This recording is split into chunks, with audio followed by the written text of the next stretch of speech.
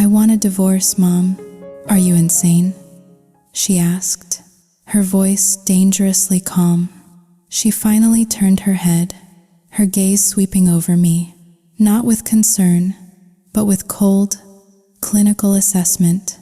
"Has life gotten so easy, so comfortable, living in that big house, spending Ethan's money, that you've finally lost your goddamn mind? Mom, please, just listen to me," I begged, my voice cracking. I can't live like this anymore."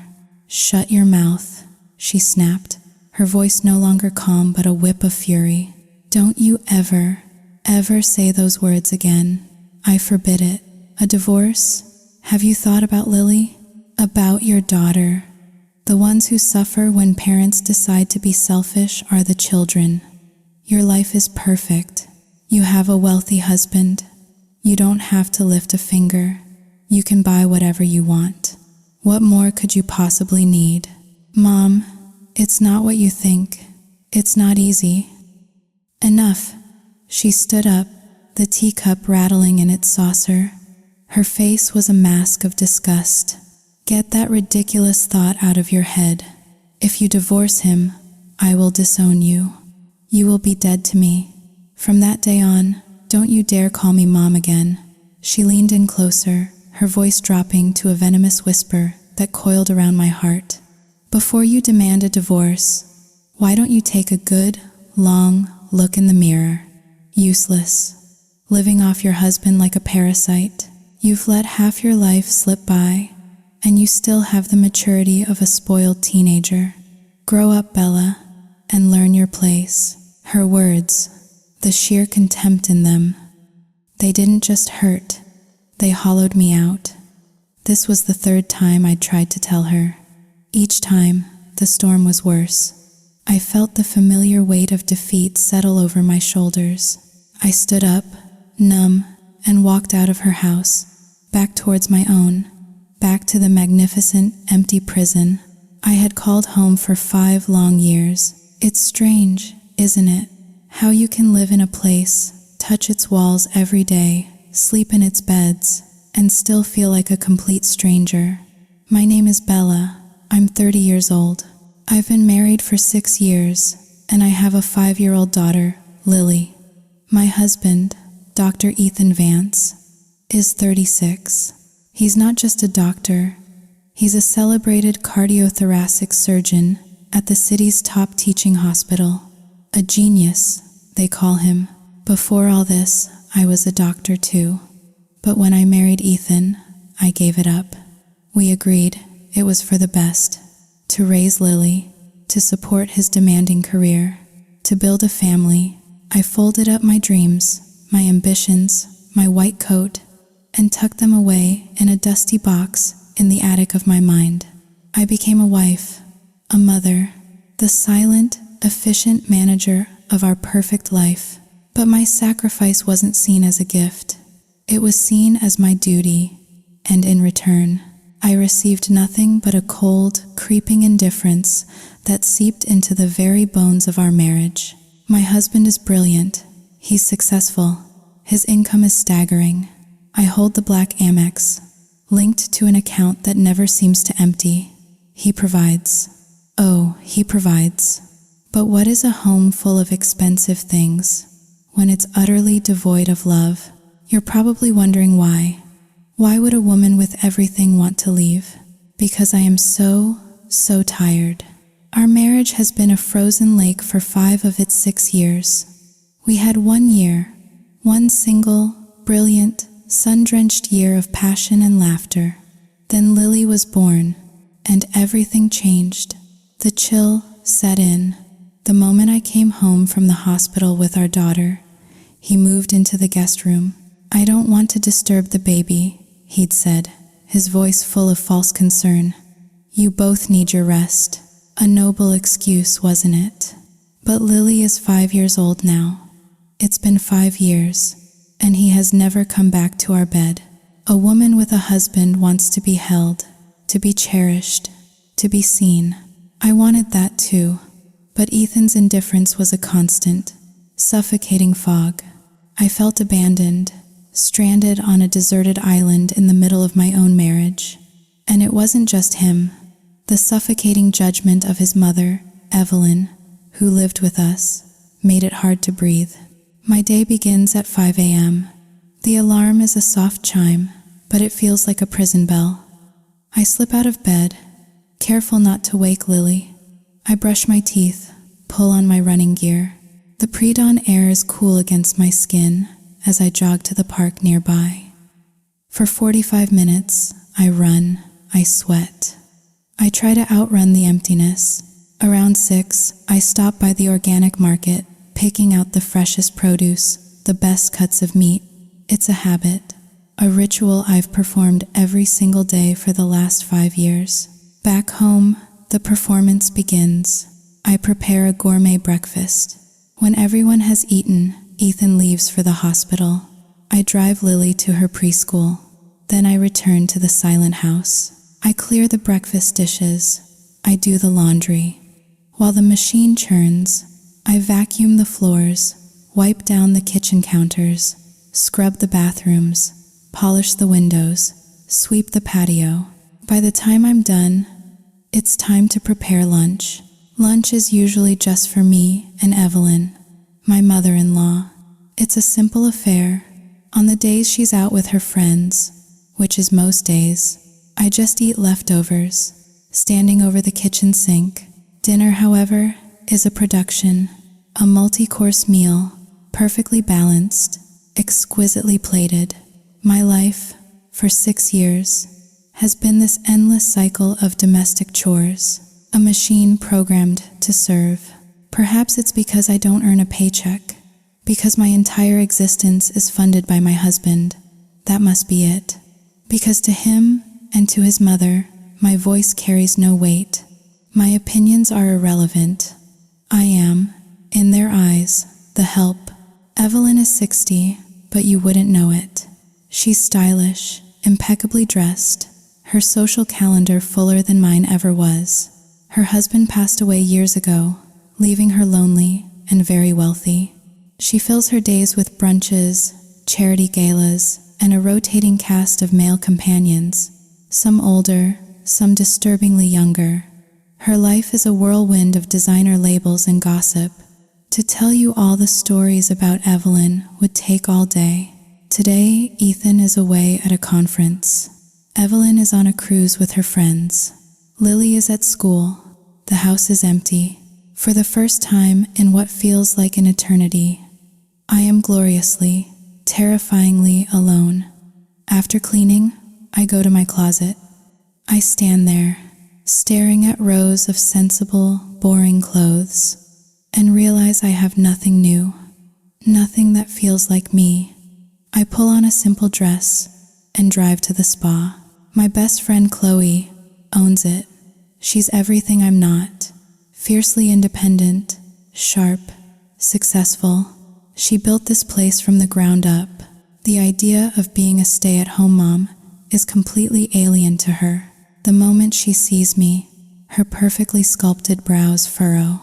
Jesus, Bella, what took you so long? I had to clean the house this morning. Clean the house, she scoffs, guiding me to a plush chair. Always cleaning the house. Why don't you hire someone? Ethan makes enough money to hire a goddamn army of cleaners. I like to do it myself. I feel better knowing it's done right. You know how Evelyn is. She'd just find something to complain about. That's because she's a miserable bitch who loves to pick on you, Chloe says, her voice blunt. Nobody does this shit themselves anymore, B. They hire people. Your mother-in-law is a monster from a bygone era, and you let her walk all over you. Why are you so afraid of her? Chloe, please, let's not. I get enough of it at home. I don't need you to torture me too. Okay, I'm sorry, she sighs, her tone softening as she examines my face under the bright light. Come on, let's see what we're working with here. Oh, honey, your skin is so dull, and you've got some sunspots coming in on your cheeks. Really? Yeah, We can zap those with a laser, then a deep hydration facial. We'll have you glowing in no time, plump like a baby's butt. I shake my head. I don't have time for this, Chloe. This is a fluke. Ethan's away, Evelyn's on a boat. That's the only reason I'm here. See? That's exactly my point. This is why you need a housekeeper. Listen to me. She pulls up a stool, her expression serious. 1. Your husband is rich. Money is not an issue. 2. Because you don't have help. You do everything. You have no time for yourself. No time to take care of your looks, your body, your mind. Look at yourself. Really look. We've been married about the same amount of time, right? But you look worn out. And Ethan? He gets more handsome, more distinguished. Every year, his career is soaring. Women throw themselves at him. Then he comes home to this, to a wife who looks tired and unhappy. I'm sorry, but it's the truth. And I think that's why he doesn't sleep with you anymore. If you don't change something, Bella, you're going to lose him. I let out a long, shaky breath. A knot of despair tightens in my stomach. But what if I change? And he still doesn't care. Look, I'm just giving you my take. But if you're this miserable, if you really want a divorce, then do it. You're the one living it. Only you know what you can and can't take. But I'll be honest, I just feel for Lily, a kid without both parents. It's tough. It'll break her heart. She's right. Lily, my sweet, happy little girl. So what do I do? My voice is barely a whisper. I want to try. One more time. Do you have any ideas? How can you help me? A divorce. It's the last thing I want. I want my daughter to have a whole, happy family. Chloe's eyes light up with a determined glint. Okay, then you have to change, Bella. Listen to me. If you want to save this marriage, you have to fight for it. You have to change yourself. Okay, I whisper, a tiny spark of hope igniting within me. I'll try. One more time. Will you help me? Of course I'll help you, she says, squeezing my hand. Let's get to work. The rest of the day, Chloe became my general, my strategist. She filled me with advice, with confidence, with a renewed, fragile sense of hope that maybe, just maybe, I could save my dying marriage. When Ethan returned from his conference, I met him at the door, my heart pounding a nervous rhythm against my ribs. You're home, I said, trying to sound bright and cheerful. Are you tired? He smiled, a rare, fleeting thing. Not too bad. Is Mom back yet? She got home this afternoon. Go take a shower. Dinner's almost ready. I made those braised short ribs you like, and the garlic shrimp pasta. Sounds great, he said, heading upstairs. Be down in a bit. I was arranging the food on the table when Evelyn swept out of her room. Ethan's back? Yes, he just got here. He's in the shower. Good. Is dinner ready? Get it on the table. Right away, I said, my voice meek. Evelyn sat down at the head of the table, imperious as a queen, and immediately started giving orders. Get me a glass of juice, apple, and Bella, remember to buy the good, organic kind. Don't be cheap. I always buy the best for you, Evelyn. Dinner was a performance. Evelyn and Ethan chatted happily about his trip, about her cruise, about their friends. He didn't ask me a single question. I was invisible, a waitress in my own home. When Ethan dropped his fork, I was the one who scurried to the kitchen to get a new one. When Evelyn wanted more bread, she called for me. When the short ribs, which had been sitting while they talked, got cold, she sent me back to the kitchen to reheat them. A single meal, and I was up and down from my chair a dozen times. They treated me like a ghost who served them food. Despite their coldness, I kept trying. I wouldn't give up yet. After dinner, While they sat in the living room, I brought them a pot of tea. Then I went back to the kitchen to face the mountain of dishes. I could hear Lily in the living room, and then Evelyn's sharp voice, "Bella, come change Lily's shirt." She spilled water all over herself. My hands were covered in soap suds. I rinsed them, dried them, and rushed out to get a clean shirt for my daughter. I changed her, then went back to the sink, back to the dishes. As I scrubbed, I thought, every single task in this house, it falls to me, doesn't it? "Bella, bring out a plate of fruit," Evelyn called again. I washed my hands again, meticulously sliced apples and pears, and arranged them on a platter. When I brought it out, they were laughing about something. Was the resort in Bali nice? Beautiful. But I'm thinking of Japan next, for the cherry blossoms. "You should go, Mom. I'll support you. You deserve it. You're such a good son, always taking care of your mother." Of course. Who else would I take care of? I placed the fruit platter on the coffee table. Ethan didn't even glance at me. That familiar loneliness washed over me, cold and vast. I returned to the kitchen to finish my work. He could laugh with his mother, but he couldn't spare a single smile for me. By the time I finished cleaning and went upstairs, Ethan was already in his own room. The door was closed. I put Lily to bed, tucked her in, and kissed her forehead. Then I picked up my phone and called Chloe. "Hey, it's me. So, how's it going?" "He's in his room, the guest room." My voice was flat. "What do I do now?" "Put on the nightgown I gave you, the black lace one. Then you walk over to his room and you be proactive. Just do what I told you." "I don't know, Chloe. It feels weird, awkward." "What's awkward about it? You're his wife. Men like it when a woman takes charge in the bedroom. Trust me, you have to be confident. You have to reignite the flame. This is how you get things back on track." "Okay, I'll try." I hung up. From the back of my drawer, I pulled out the slinky, black lace nightgown Chloe had forced me to buy. I slipped it on. I looked at myself in the mirror. She was right. I did look good. My figure was still trim. My curves were in all the right places. Why wouldn't he want me? I thought. Fine. If he won't come to me, I'll go to him. For Lily. For our family. For one last chance at happiness. I walked across the hall, my bare feet silent on the thick carpet. His room. It used to be an empty guest room. Now it was his sanctuary. The place he'd retreated to 5 years ago. He said it was because Lily was so small. He was afraid of rolling over on her in his sleep.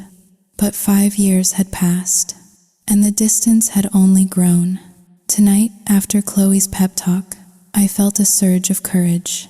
I was going to try to bridge that gap. I knocked softly. "Ethan, are you asleep yet?" His voice came from inside, muffled. "Getting there. What is it, Bella?" I need to talk to you. Can I come in?" There was a pause. "Sure, come in." I pushed the door open. He was lying in bed, scrolling on his phone. He looked up, and his eyes widened slightly as he took in what I was wearing. "Bella, what are you wearing?" I walked over and sat on the edge of his bed, my voice a self-conscious whisper. Do you like it?" He frowned. "If Mom saw you dressed like that, she'd have a fit." "I'm only wearing it for bed," I said softly. "She won't see." "So, what did you want to talk about?" "I have to be up early." I moved closer, leaning my head against his chest. My voice was a soft plea. "Honey, come back to our room. Come sleep with me. Why are you still in this little bed? Our bed is so much bigger, so much more comfortable." He stiffened, then gently pushed me back. "What's gotten into you? We've been sleeping separately for years, But do you want to sleep separately for the rest of our lives? We're husband and wife. We're supposed to sleep together. His voice became tight, strained. I'm stressed, Bella. I'm tired. I just want some peace and quiet. Please, go back to your room. I need to sleep. The rejection stung, sharp and humiliating. But I was desperate. I wasn't leaving. I pressed myself against him again, my voice trembling with a need I hadn't let myself feel in years. Don't you love me anymore? Why would you say that? I go to work every day. I make money for this family, for you and for Lily. Of course I love you. Then let me stay here tonight, I whispered, my lips close to his ear. I want to sleep in your arms. I haven't been sleeping well lately. He pushed me away again, more firmly this time, and swung his legs out of bed. Go back to your room, Bella. I need to use the bathroom. I sat there, frozen, as he walked away. It was useless. I had tried to be seductive, to be desirable, but he didn't want me. No matter what I did, it was a failure. Dejected, I walked back to my own cold, empty room. I picked up my phone and saw a text from Chloe. So, a night of passion. My fingers trembled as I typed back. Total disaster. Almost immediately, my phone rang. What do you mean disaster? Chloe demanded. Did you do what I said? I did. I wore the lace thing. I went to his room. I practically begged him. He just made an excuse about having a stomach ache and kicked me out. Chloe was silent for a moment. Then she sighed heavily. Okay, I'm just going to say it. He's cheating on you, Bella. There's another woman. A man who's in love with his wife doesn't act like that. My husband and I, we have to get it on 3 times a week, minimum. If we don't, he gets restless. He can't sit still. And you're telling me you and your husband haven't slept together in 5 years. I don't believe it for a second. But he brings all his money home. He never yells at me. He's never mean. Stop it. Stop making excuses for him. There is no man on earth who goes 5 years without sex with his wife, unless he's getting it somewhere else. I guarantee you, he has a mistress. You need to investigate him. Now. Okay, I whispered. I will. I lay in the dark, her words echoing in my head. My mind was racing, a chaotic storm of suspicion and fear. To stop myself from thinking, from spiraling, I got up and went to the roof terrace. I started cleaning, wiping down the outdoor furniture, sweeping the tiles. I gave myself a task, anything to keep the darkness at bay, because when I thought too much, I couldn't sleep, and the exhaustion was a beast that would consume me. The next morning, the sun rose with a kind of cruel cheerfulness. I was already in the kitchen, an automaton going through the motions. A small frittata with spinach and goat cheese for Lily. A bowl of steel-cut oats with fresh berries for Evelyn. A single perfect cup of pour-over coffee for Ethan. Evelyn was the first one down, already dressed in a sharp blazer for a day of shopping. My carrot juice, Bella. Where is it? Coming right up, Evelyn. I placed the tall, vibrant orange glass in front of her. And Ethan's coffee? Right here. He walked in then, looking refreshed, as if the coldness of last night had never happened. He kissed Lily's head. Morning, sweet pea. Morning, Daddy. He sat down, and as I placed his coffee before him, he began talking to his mother. So, I was thinking, he said, unfolding his napkin. I'll be in Tokyo next week. I could probably find that rare brand of sake you were looking for. My hand froze on the counter. Tokyo. Next week? Evelyn lit up. Oh, would you? That would be wonderful. While you're there, see if you can scope out some nice places. I'm thinking of taking the girls there for the cherry blossoms. I'll do that, he said, taking a sip of his coffee. I'll FaceTime you from the gardens. so you can get a preview.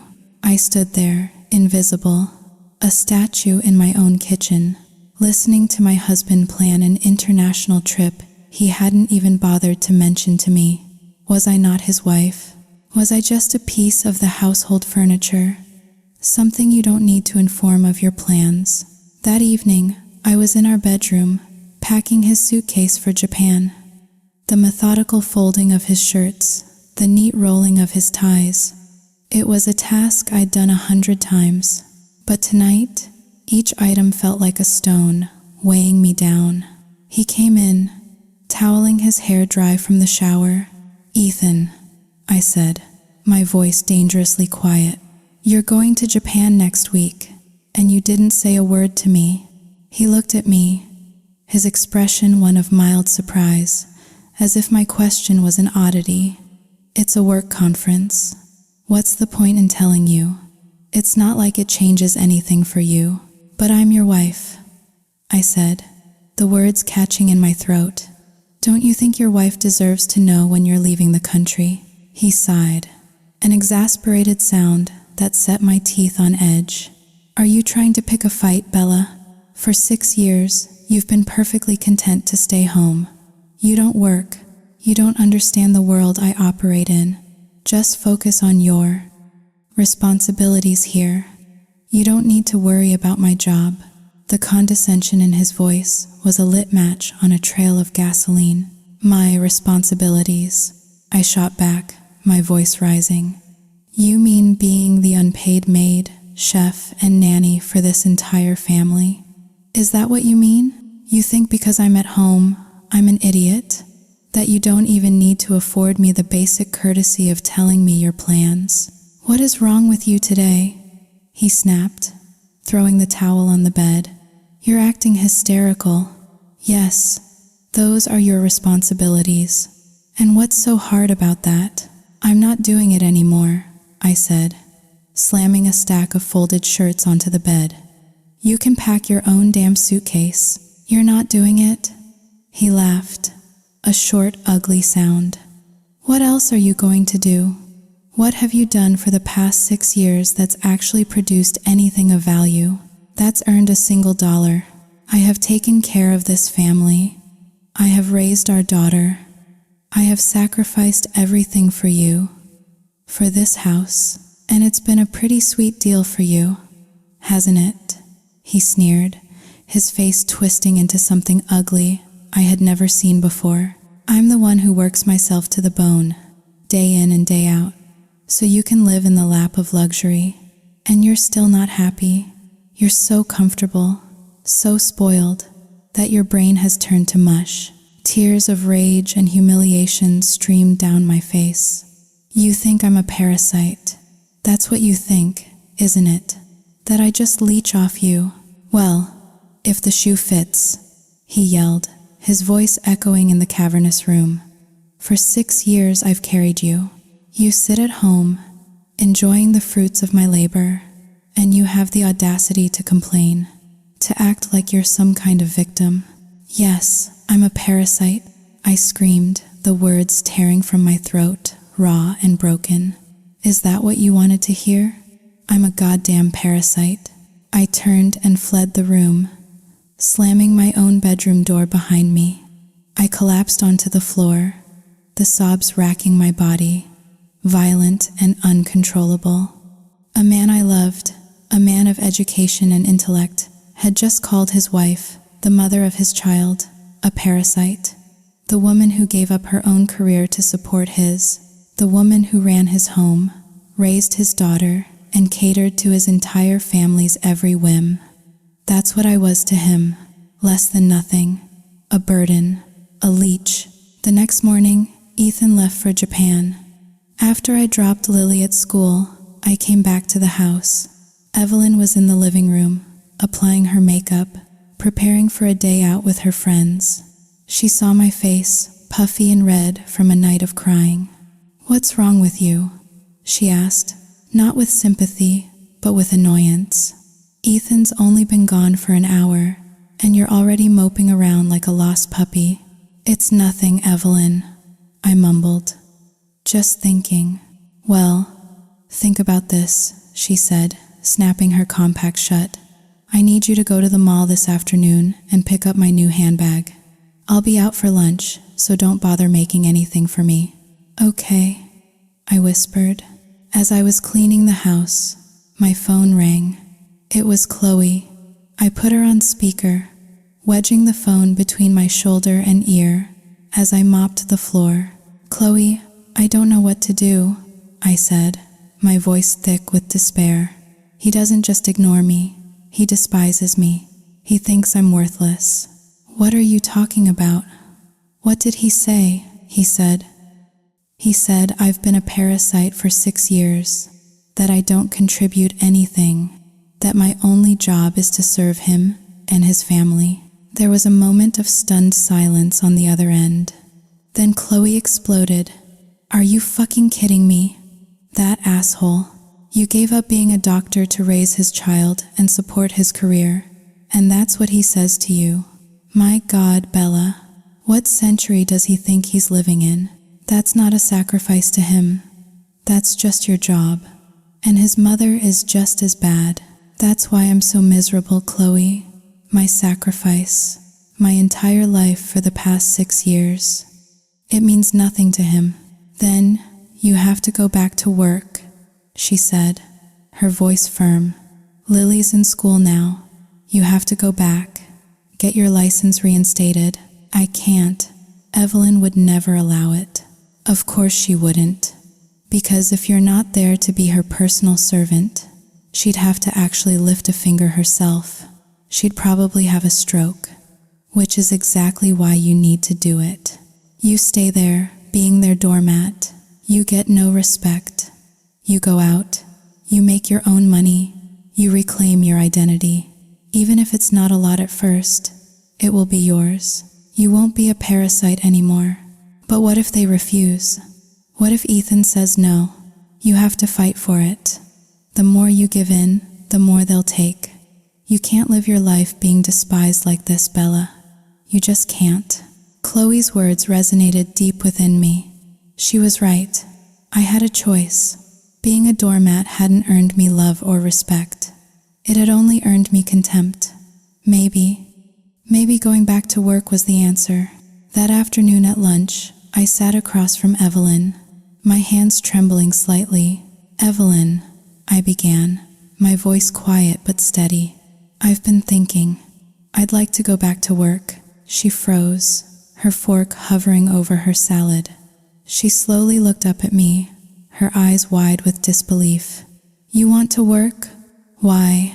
Is Ethan not providing for you? You have everything you could possibly want. Why would you want to tire yourself out with a job?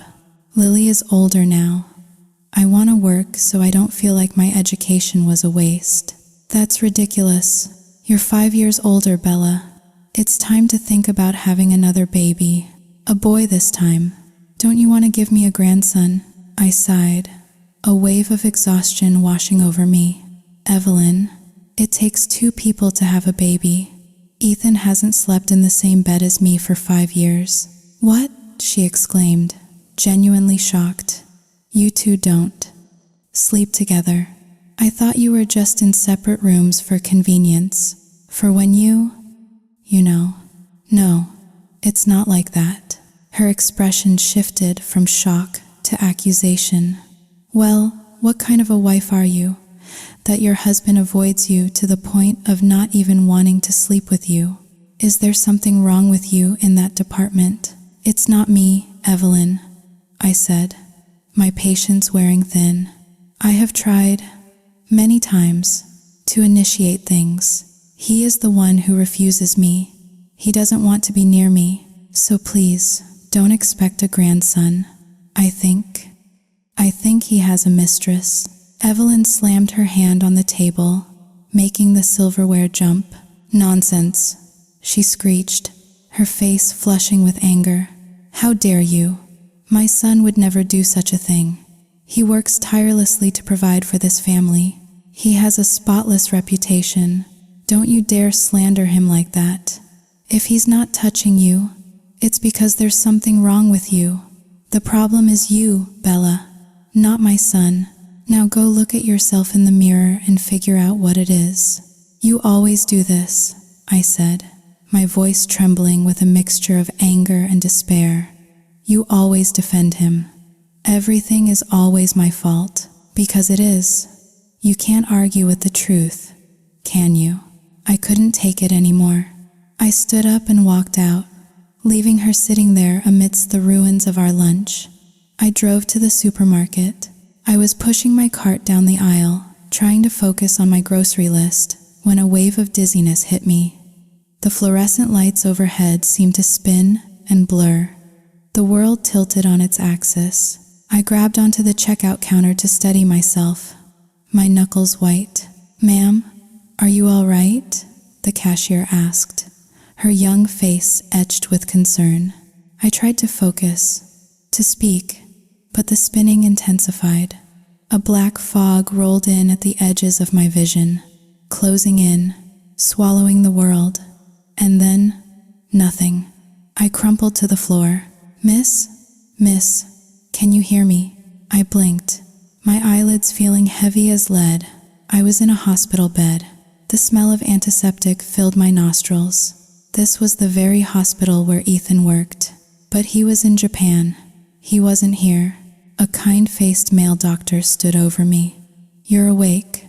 How are you feeling? Any dizziness? Headache?" "My head hurts," I murmured. What happened to me?" "You fainted at the supermarket. Some people brought you in. We've run some tests. Your health, it's not good. You need to call a family member to come down here." A cold dread spread through my chest. "Doctor, what is it? What's wrong with me? Please, just tell me. I need to be prepared." He looked at me with deep sympathy in his eyes, a look I knew all too well from my own time as a doctor. It was the look you gave someone right before their world fell apart. "According to the results," he said gently, "you have stage 4 liver failure. We need to admit you immediately." The words didn't register at first. Stage 4 liver failure. It was a death sentence. It couldn't be me. I was a doctor. I was healthy. He continued speaking, his voice a distant hum. He said without a transplant, I wouldn't have much time. I picked up my phone, my hand shaking so violently I could barely dial. The first call to Ethan went to voicemail. The second time, he picked up, his voice sharp with annoyance. "What is it, Bella?" My own voice was a choked whisper. "Ethan, when are you coming home?" "Tomorrow. I have meetings all day." "What's wrong?" "Say it quickly. I'm busy." "Ethan, I'm in the hospital," the doctor said. "He said I have severe liver failure. Can you please come home?" There was a silence on the line. "Liver failure? Did you just get tested?" "I was at the supermarket, and I fainted. They brought me to your hospital." "My hospital?" His voice was suddenly laced with anxiety. "Why my hospital? Why did you go there without telling me?" "I didn't choose it. They just brought me here. I just told you." Right. "Look, I can't get a flight back right now. I'll be back tomorrow. Call Mom, okay? Tell her to go there and stay with you. I'll see you when I get back." "Okay. Please hurry. I'm scared." "I know. Take care of yourself. Get some rest." He hung up. I called Evelyn. She was at a spa, getting a manicure. "What is it?" she answered, her voice irritated. "Evelyn, can you come to the hospital? I'm sick. The doctor says I need to be admitted, and they need a family member here." "Oh, for heaven's sake," she sighed. "I'm right in the middle of my spa day. Call your own mother. I'll drop by later this afternoon. Bye." She hung up before I could even tell her what was wrong with me. I called my mother, the mother who had disowned me just a few days ago. She said she was busy. She couldn't come. The kind doctor returned. "Has your family arrived to handle the admission paperwork? My husband is out of the country. My My mother is busy. Can I just do it myself? No. We need a family member to sign the consent forms. An idea sparked in my weary mind. My husband, he's a doctor here. Dr. Ethan Vance, in the cardiothoracic department. Could you help me with the paperwork? He'll be back tomorrow. The doctor's eyes widened in recognition. Oh, you're Dr. Vance's wife. Of course. Let me handle the admission for you right away. I'm Dr. Cole, by the way. Adam Cole. I'm a hepatologist. I'll be overseeing your case. Thank you, I whispered, a wave of relief washing over me, because I was the wife of the famous Dr. Vance. The nurses started whispering. I could hear them from my room, their voices carrying down the hallway. Did you hear? Dr. Vance is married.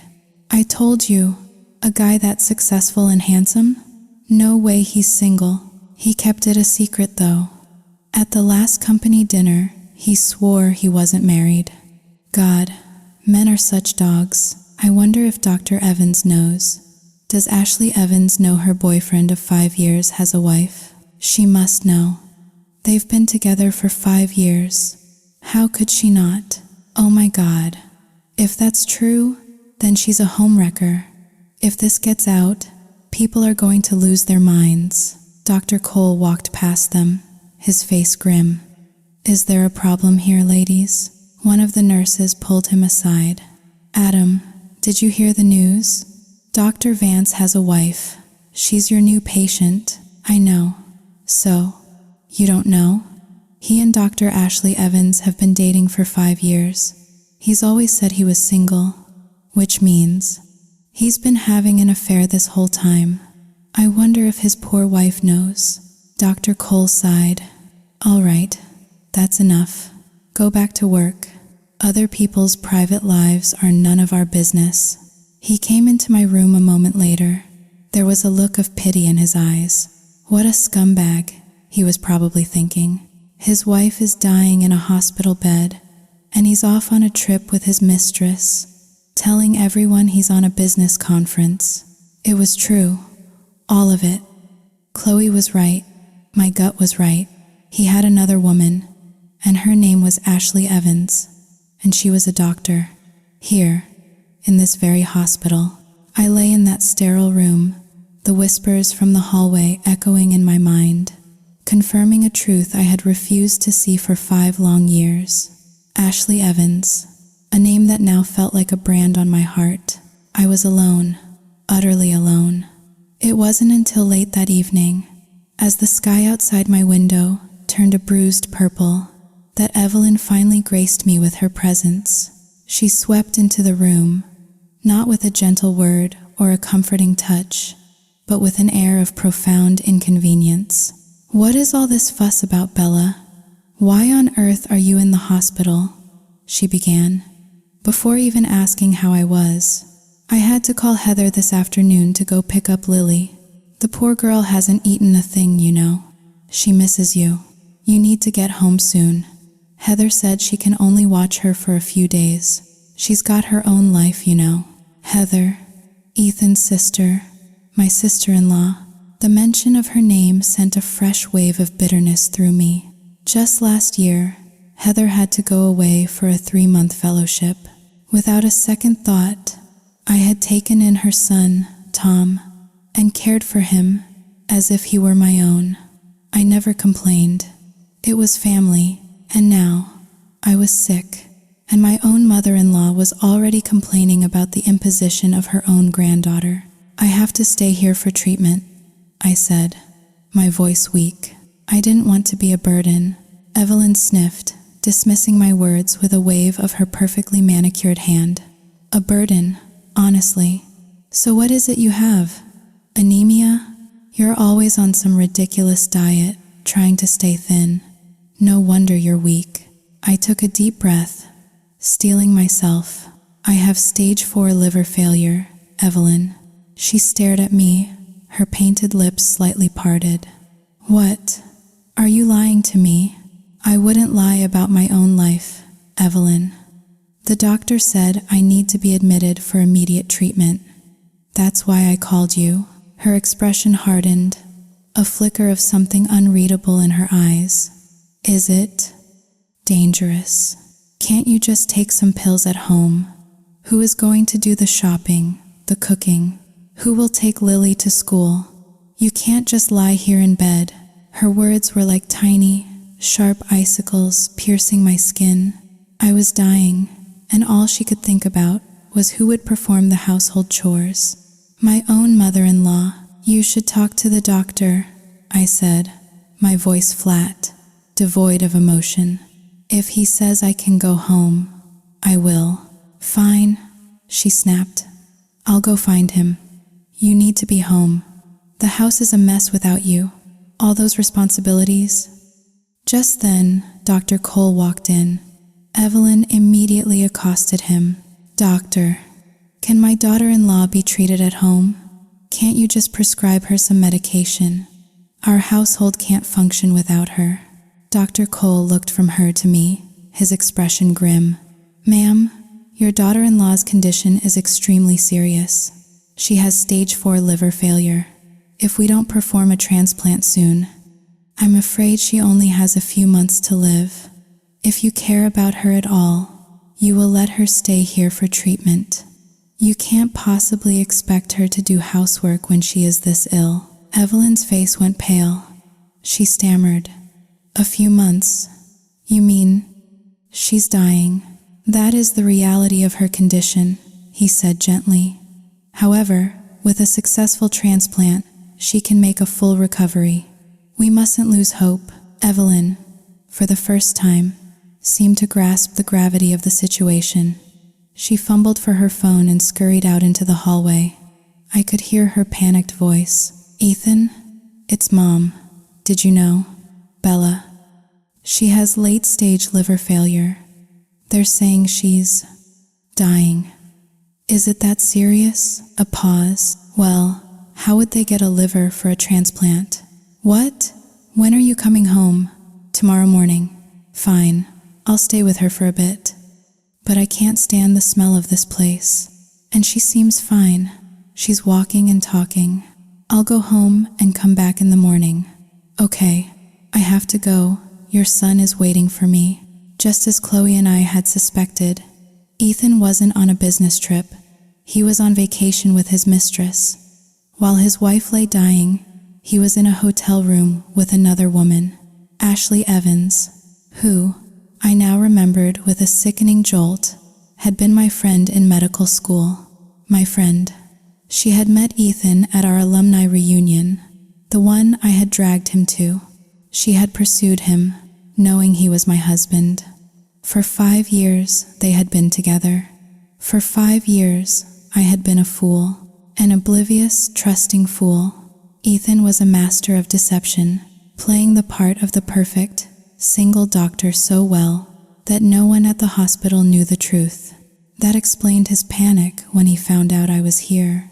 His perfect, carefully constructed world was about to come crashing down. Miles away, in a luxurious hotel room in Tokyo, Ashley Evans lay tangled in the sheets with my husband. The phone call from his mother had just ended. She'd seen my name flash on the screen and had angrily swiped to decline the call. Why did you do that? He'd asked. What if it's an emergency? She'd pouted. You're with me. Can't you just ignore her for one night? You'll be home with her tomorrow. Why does she call so much? She's in the hospital, he'd said, his voice strained. She just found out she has stage 4 liver failure. She's worried. Ashley's perfectly made-up face had contorted into a frown. You pity her, don't you? The moment you hear she's sick, you get that sad look on your face. Why don't you just fly home to her now? Why wait until tomorrow? Ashley, don't be like that. I don't love her anymore, but she's still my wife. She's the mother of my child. I can't just abandon her. Then what am I to you? You, he'd said, pulling her close, are the woman I love. That's why I brought you here. She had smiled then, snuggling against him. I love you too. You know, Maybe this is a sign from the universe. What do you mean? Well, she's sick. If she doesn't get a transplant, she won't live much longer. When she's gone, we can finally be together. No more hiding. It's like fate is helping us. He had been silent, even though he no longer loved me. My impending death was not something he could celebrate. Ashley's voice had continued, a soft, insidious whisper. I've been thinking a lot, Ethan. I want you to divorce her. I want to marry you. And now, maybe we won't have to wait much longer. The universe has a plan for us. He had managed a weak smile. He was a man of science, but even he knew that the universe did not reward adulterers. The next day, Ethan returned. He walked into my hospital room, the picture of a concerned, devoted husband. Bella, Evelyn said, rushing to meet him at the door. How is she? The doctors are running more tests. She's resting. I was lying in bed, the light from the window painfully bright. I sat up as he approached. You're back, I said, my voice a dry rasp. I'm here, he said, his voice full of a tenderness that felt like a lie. Don't worry, Dr. Cole is the best hepatologist in the country. You're in good hands. Was your conference successful? I asked, the word conference tasting like poison in my mouth. Very. Now, just rest. I'm going to my office for a bit. I'll be back to check on you this afternoon. Later that day, Dr. Cole called us into his office. Ethan, Evelyn, and me. The situation is urgent, he said, his hands clasped on his desk. Bella needs a transplant as soon as possible. We've done the tests, and, remarkably, Ethan, your liver is a perfect match. Evelyn's eyes went wide with horror. What are you saying? That my son should donate part of his liver to his wife? Yes, he is a compatible donor. This would significantly increase Bella's chances of a full recovery. No. Evelyn jumped to her feet, her voice shrill. Absolutely not. My son is healthy. You want to cut him open, take out a piece of his liver. What if something goes wrong? What happens to my son then? I will not allow it. She was adamant. Her own son's wife could die, but she would not risk a hair on his head. Dr. Cole looked at her, then at Ethan, his expression a mixture of disbelief and disgust. He had treated countless patients with liver failure, but he had never encountered a family so cold, so utterly devoid of compassion. I watched Evelyn's performance, and a cold, hard clarity settled over me. To her, I was, and always would be, an outsider. My life was disposable. Dr. Cole turned to Ethan. Ethan, she is your wife. You need to convince your mother. You're a doctor. You understand the necessity of this. You have a duty to save her. Ethan hesitated, his eyes darting between his mother and me. I'm not prepared for this. Not prepared? Dr. Cole's voice rose in disbelief. You'd rather watch your wife wither away and die? You've been a doctor for over 10 years, and you can't make a decision? Evelyn cut in, her voice like nails on a chalkboard. What do you know? It is my son's decision. You are an outsider. Stay out of it. I may be an outsider, Dr. Cole retorted, but she is your daughter-in-law. She is family. Or do you not consider her to be? Do you want to just abandon her? She's sick. It's her fate, Evelyn said, her voice dripping with callousness. My son is healthy. If something happens to him during the surgery, who will be responsible? The risks are minimal, Dr. Cole insisted. I have been performing these surgeries for 8 years, and I have never had a single failure. You have to trust me. No, I don't agree. My son has a brilliant future ahead of him. What if he dies? Ethan sat there, silent, mute. His silence was his answer. He was afraid. He would not risk his own health for me. And Evelyn. She looked at me, her eyes full of accusation. "You're still strong," she said. "You're not going to die tomorrow. Why don't you just wait for a brain-dead donor? Why must you insist on taking my son's liver?" And then, to make her point, she clutched her chest and collapsed in a dramatic faint. Ethan rushed to her side, scooping her into his arms and carrying her to the emergency room. "Doctor," Cole could only shake his head in disgust. In the sudden silence, I finally spoke, my voice calm, resigned. "Doctor," I said, looking him straight in the eye, I will wait until there is a donor liver available. Please, do not mention this to my family again." "But your health is deteriorating," he protested, "if we don't act soon." "It's okay," I said, a bitter smile on my lips. "I don't want my husband to do something he doesn't want to do, and his mother. She will find a way to stop it, no matter what. So I will wait. There are so many patients waiting," he said gently. "Many of them don't make it, I know. But I feel strong. I can wait." He sighed, a deep, weary sound. "I have to ask, how did you end up with a man like Ethan? How have you survived in that family for so long? They don't treat you like family. They treat you like their maid." A single tear traced a path down my cheek.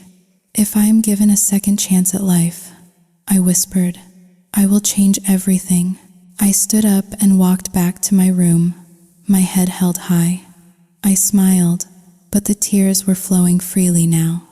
I was trying to be strong, but my heart was shattering into a million tiny pieces. I was a failure.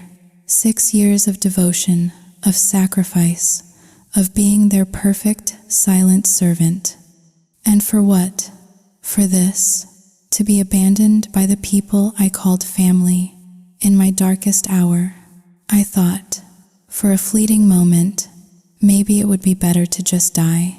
As I walked down the hall, the world started to spin again.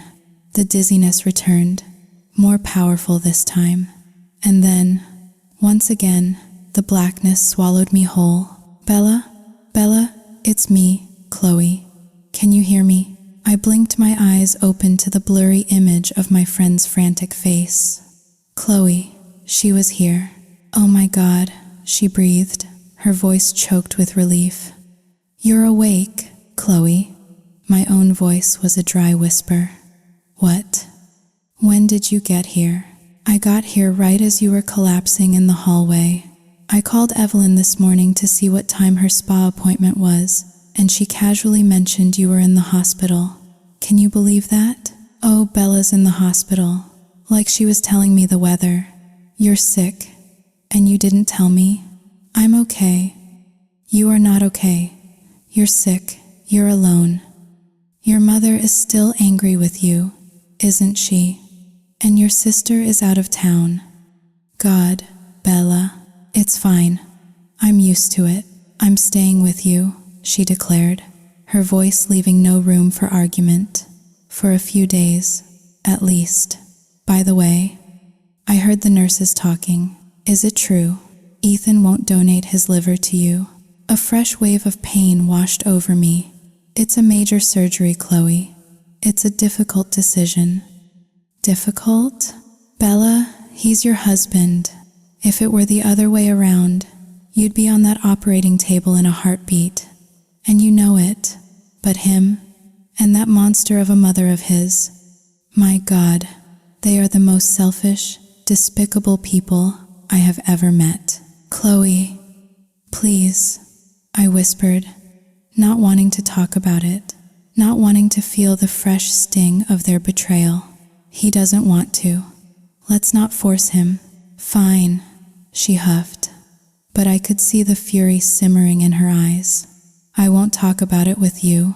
She said that, but a few minutes later, she marched out of my room and down the hall to where Evelyn was still recuperating from her fake fainting spell. I heard their raised voices, a muffled battle from a distance. Chloe, ever the warrior, was fighting my battles for me. Evelyn was screeching. Chloe was firing back. Dr.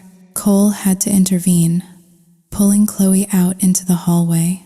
"You have to calm down," he said, his voice firm but kind. "This is a hospital. Calm down." Chloe's voice was practically shaking with rage. That poor girl in there has dedicated 6 years of her life to being a servant for that horrible old woman, and now that she's sick, they're just throwing her away. And that bastard husband of hers, a respected surgeon, and he just listens to his mother and lets his wife die. "Where is he? I want to talk to him right now. Please," Dr. Cole said, his voice dropping. "Let me talk to him. I'll try to reason with him. You should go be with Bella." "Fine," Chloe conceded, her voice still laced with venom. "You're in the same profession. Talk some sense into that coward. Tell him to pay her back for the 6 years of her life she wasted on him. God, the moment she's better, she is divorcing that asshole and getting the hell out of there." Meanwhile, in his pristine office, Ethan was staring out the window, his mind a turbulent sea. He was torn. A part of him, the doctor, the husband, knew what he had to do. But another part, the part that was terrified, the part that listened to his mother's hysterical warnings and Ashley's seductive whispers, held him back. The door opened and Ashley walked in. "Ethan," she said, her voice soft and concerned. "What are you thinking about?" "Nothing." She sat on the edge of his desk, her brow furrowed. "You're worried about her, aren't you? You're trying to decide whether or not to give her your liver." He ran a hand through his hair. It's complicated." Her eyes flashed with a possessive fire. "I forbid you, Ethan. I forbid you from donating your liver to her. We are so close to finally being free. You save her now, and everything is ruined. How much longer will we have to sneak around? She's the mother of my child, Ashley. And if you don't save her, when Lily asks what happened, what will you say? You can't just let her die. You don't have to worry about that. When she asks, you just tell her you weren't healthy enough to donate. Kids forget. You buy them a few presents, take them on a trip, and they move on." She wrapped her arms around his neck, her voice a purr. "And if anything happens to her, I will take care of Lily. I'll treat her like my own daughter. Don't you worry." He sighed, his resolve weakening under her touch. "I'm afraid of what people will say. That I let my wife die. Who cares what they say? The most important thing is your health. Your mother is not well. If you go against her wishes, it could make her sick. What would you do then? You can find another wife, Ethan, but you only have one mother." Just then, there was a sharp rap on the door. Dr. Cole stood there, his face a grim mask. "Dr. Vance, I need to speak with you." Ethan looked at Ashley. "Ashley, could you give us a moment?" She shot Dr. Cole a venomous look and stalked out of the room. "Is there a problem, Dr. Evans?" Dr. Cole asked, his voice dripping with ice. "No problem at all," she snapped. "This isn't your hospital. You have no right to tell me what to do. I would advise you to reread the hospital's code of conduct regarding workplace relationships," he said coolly, "and a word of advice. For both of you, what goes around, comes around. Karma doesn't forget. It may be delayed, but it always arrives." Ashley paled, speechless. Ethan motioned for her to leave. When the door closed, he gestured to a chair. "Have a seat, Adam. Tea?" "I don't have time for tea, Ethan," Dr. Cole said, his voice hard. "I'm here to say what I have to say, and then I'm going back to my patients." He knew that a direct, logical appeal wouldn't work with a man like Ethan. He had to hit him where it hurt. His pride, his reputation. "Ethan," he said, looking him straight in the eye, "if you don't agree to this transplant, I think you're going to have to find a new hospital to work at, and your life, from this point on, is going to be very unpleasant. Ethan's eyes narrowed. What are you trying to say? I'll say it plainly. The entire hospital is gossiping about you. They're saying you're refusing to save your wife because you want her to die, so you can be with Dr. Evans.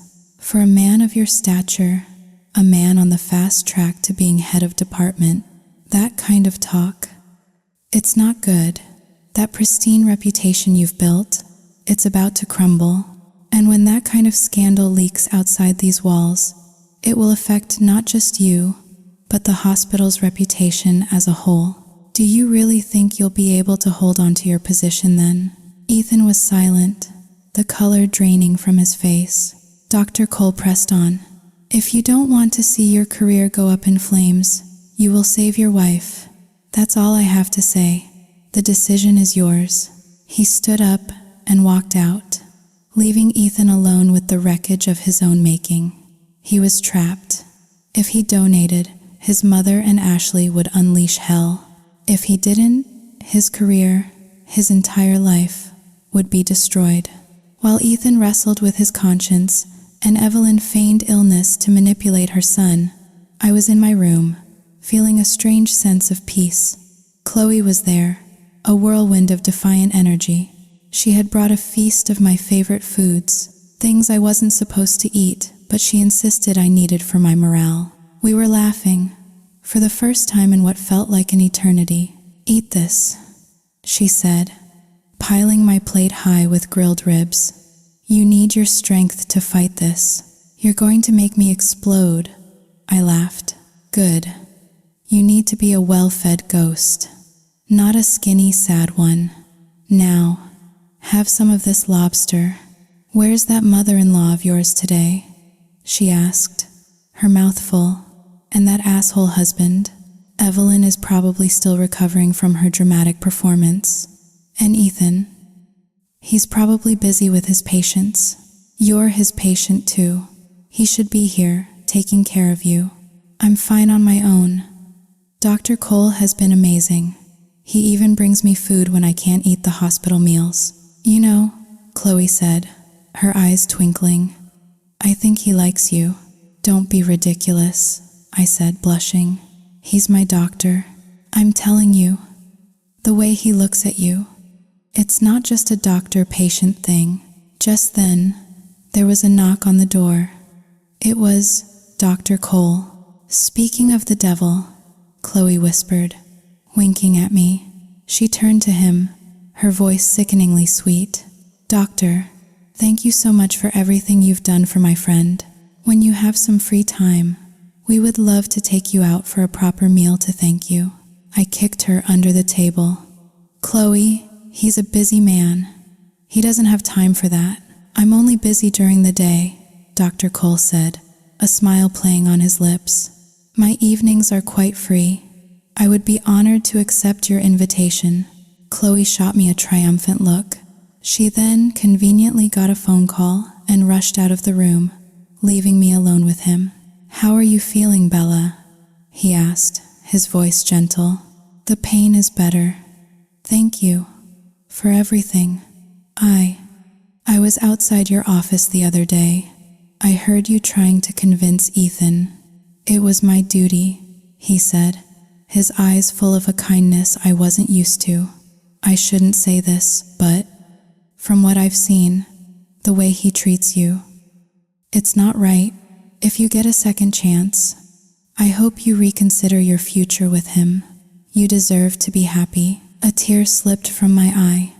This whole experience, it's been a wake-up call. I will change. I promise. I'm glad to hear it, he said. Now, let me check your incision. If it looks good, you might be able to go home tomorrow. I pulled up my hospital gown, but I pulled it up too high, accidentally exposing more than I intended. I flushed, yanking it back down. He chuckled softly. You don't have to be shy, Bella. I was your surgeon, remember? I've already seen everything. His playful words only made me blush harder. He gently took the hem of the gown and lifted it just enough to examine the incision. "It's healing nicely," he said. "You're a fast healer." Just then, Chloe burst back into the room, a mischievous glint in her eye. "Oh, please, don't let that scumbag husband of hers do it. He hasn't touched her in 5 years. She's practically a nun. Did you know he's been having an affair with a fellow doctor here? Ashley Evans." Dr. Cole's face darkened. "Yes, I've heard the rumors. In fact, Dr. Evans resigned 3 days ago. I suspect Ethan made her quit to cover his tracks." Chloe and I stared at each other, stunned. "She quit? Damn it. We can't even confront her now." Dr. Cole looked at me, his expression full of sympathy. "The truth has a way of coming out, Bella. Just focus on getting better. Good things are waiting for you. You just have to believe it." As he left, Chloe grabbed my hand. "See? I told you he likes you. He's so sweet." "Chloe, stop it," I hissed. But a small, unfamiliar flutter started in my chest, a feeling I hadn't had in a very, very long time. That night, as I lay in the dark, a miracle happened. A call came in. There had been a car accident, a young man, brain dead. His family had agreed to donate his organs. His liver was a perfect match. My second chance had arrived. The surgery was a success. As I drifted out of the fog of anesthesia, the first faces I saw were Ethan's and Evelyn's. They were there, hovering over me, their faces etched with a concern that felt hollow, performative. They had abandoned me when I was dying, but now that I had been saved by a stranger, they were back, playing the part of a loving family. "You're awake," Ethan said, his voice thick with false emotion. "We were so worried." "Yes, daughter," Evelyn chimed in, her voice syrupy sweet. "We've been praying for you. How do you feel?" I wanted to scream. I wanted to curse them. But my throat was raw, my body weak. I looked at Ethan, leaned in close as if to whisper something, and when his ear was just inches from my lips, I rasped out the only words I had the strength for. "You son of a bitch." Their faces, a mixture of shock and disbelief, would have been comical if I hadn't felt so utterly broken. In the days that followed, they continued their performance. Ethan played the doting husband, bringing me flowers, reading to me. Evelyn played the caring mother-in-law, peeling fruit for me, fluffing my pillows. It was a nauseating play, and I was the unwilling audience. When Chloe visited, she saw right through their act.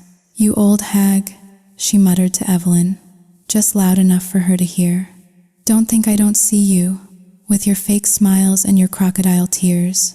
You make me sick." Evelyn, for once, was speechless. Later, when we were alone, Chloe turned to me. "You're not actually falling for this, are you? You're not going to go back to being their maid?"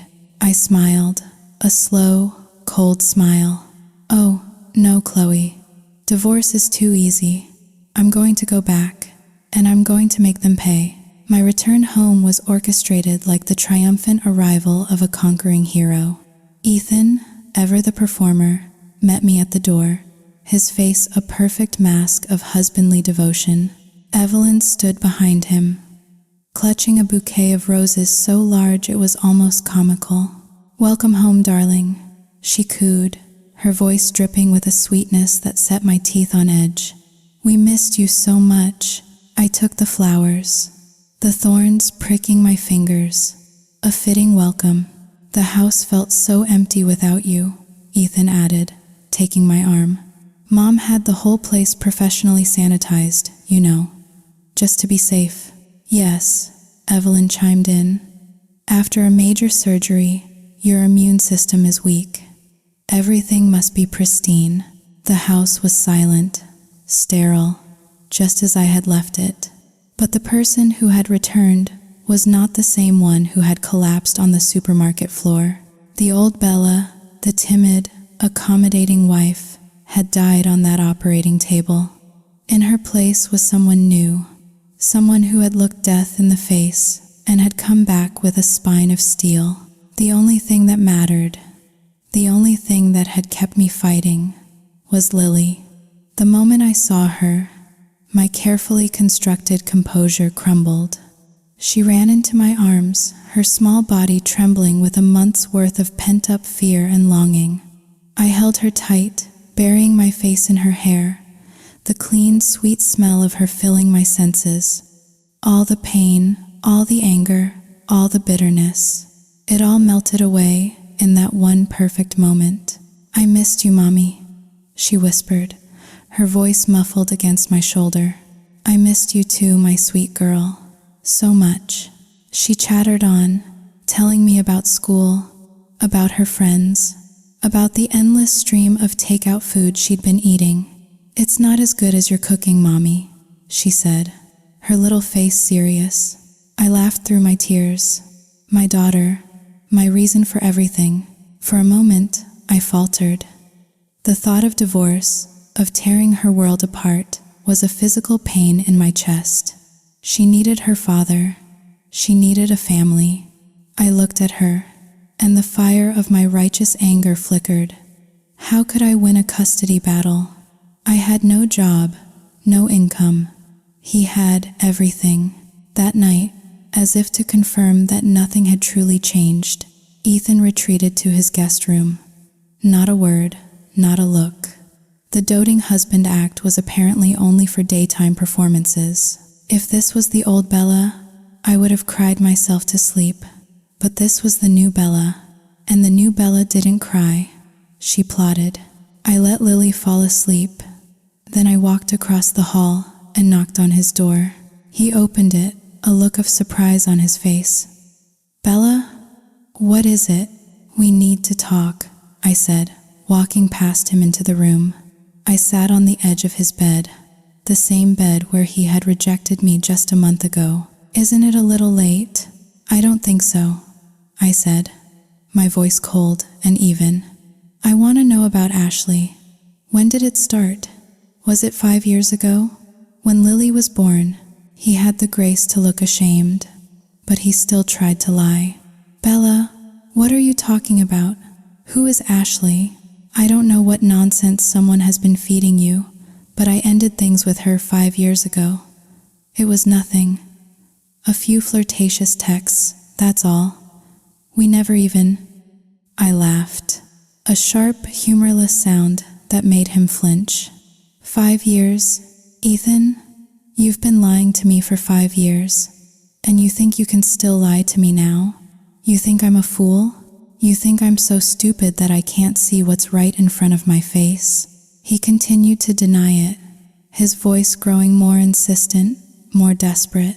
He even offered to take me to the hospital to prove that she no longer worked there. He was a good liar. I had to give him that, but I was done listening. "Let's get a divorce," I said, the words falling like stones into the silent room. He stared at me, his mouth slightly agape. The compliant, long-suffering wife he had known for 6 years had just uttered the one word he never thought he would hear from her. "What did you just say?" he stammered. "You just had surgery. Your mind. It's not right." "My mind has never been clearer," I said. "I want a divorce. I cannot live this empty, meaningless life anymore." "Divorce?" He finally found his voice, a note of panic creeping in. "You can't just say that. It's not that simple." "Oh, I think it is," I said, my voice rising. "Don't you think I know what's been going on? I saw her, Ethan, at the hospital, with my own 2 eyes. And Chloe saw her too. Did you think you could hide her forever? Did you think I was just a brainless doll who would never figure it out?" He finally deflated, the lies draining out of him. He sank onto the bed beside me, his head in his hands. "Bella." Yes, she was working at the hospital, but I swear, it was just professional. We were colleagues. I didn't tell you because I was afraid you would get the wrong idea. I swear on my life, There was nothing going on between us. You would swear on your life? I asked, my voice dripping with sarcasm. Yes, if I'm lying, may I be struck by lightning. May I be hit by a car and die. The vehemence of his oath almost made me hesitate. Almost. Then tell me this, I said, my voice dropping to a dangerous whisper. If there was nothing going on between you and her, if you haven't been cheating on me for the past 5 years, then why haven't you slept with your own wife? He froze. I had him. He was a deer in the headlights, his mind scrambling for a plausible lie.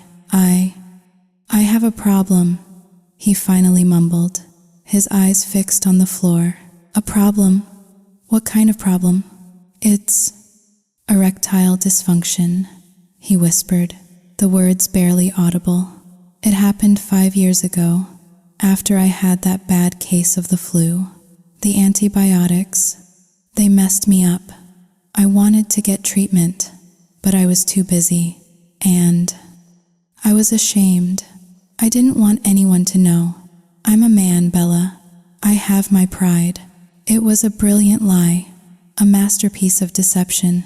If I hadn't seen them together, if I hadn't known the truth, I might have even believed him.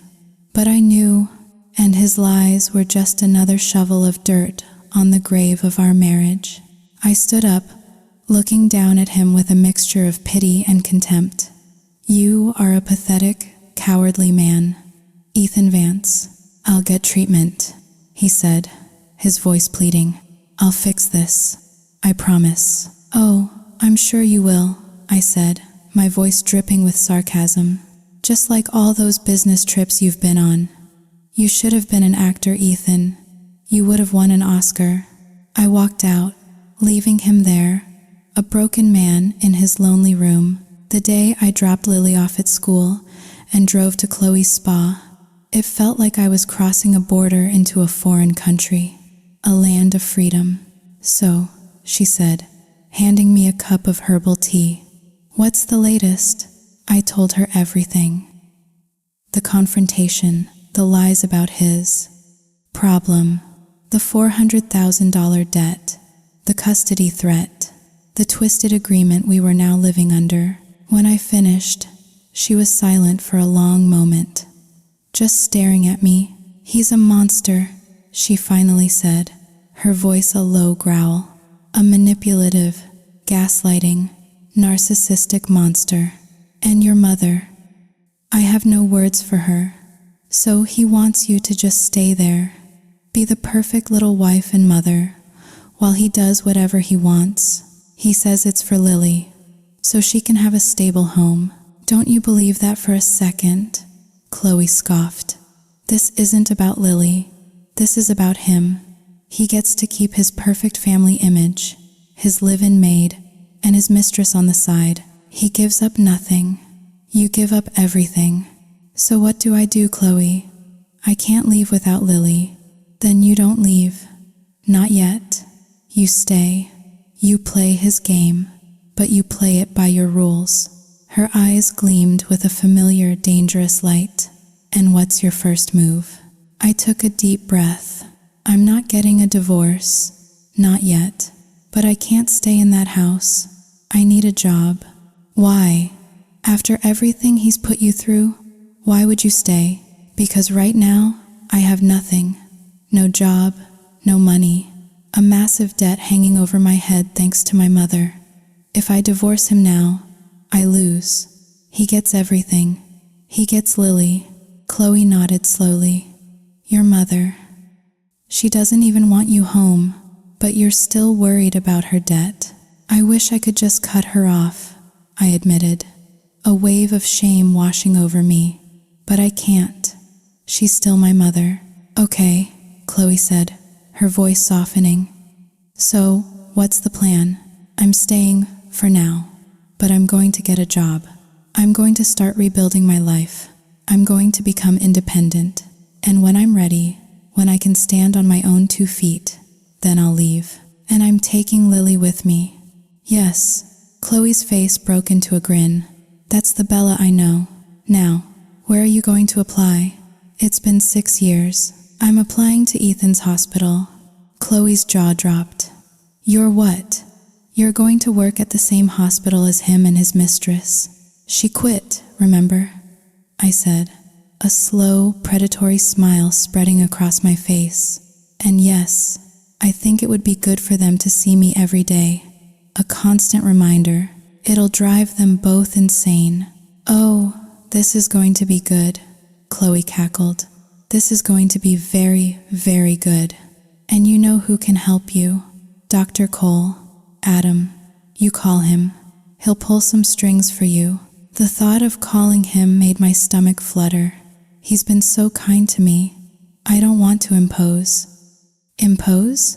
Bella, the man is clearly smitten with you. He'd probably sponsor a whole new wing for the hospital if you asked him to. Call him. Now. She pushed my phone into my hand. And you're going to need a new wardrobe. You can't go back to work looking like a housewife who hasn't bought a new outfit in 6 years. We're going shopping. My treat. She wasn't taking no for an answer. That afternoon, for the first time in 6 years, I walked into a high-end department store and didn't immediately look at the price tags. Chloe was a whirlwind, pulling tailored blazers, silk blouses, and sharp, elegant dresses from the racks. This one, she'd say, holding up a sleek navy blue sheath dress, powerful, confident, says I'm a doctor, not a doormat. I felt a thrill, a forgotten sense of excitement. I was shedding my old skin, the drab, sensible uniform of my domestic prison, and stepping into something new, something that felt like me, the old me. When we got to the checkout, the total was staggering. It was more money than I had ever spent on myself in my entire life. Let's use Ethan's card, Chloe said, a wicked grin on her face. A little advance on your back pay. As the cashier swiped the card, Ethan's phone, miles away in his office, buzzed with an alert. A charge for over $5,000. He frowned. A second alert. $12,000. He immediately called me. Bella, did you lose your credit card? There are some massive charges coming through. I didn't lose it, I said calmly, as Chloe handed me another bag. I'm using it. You're using it.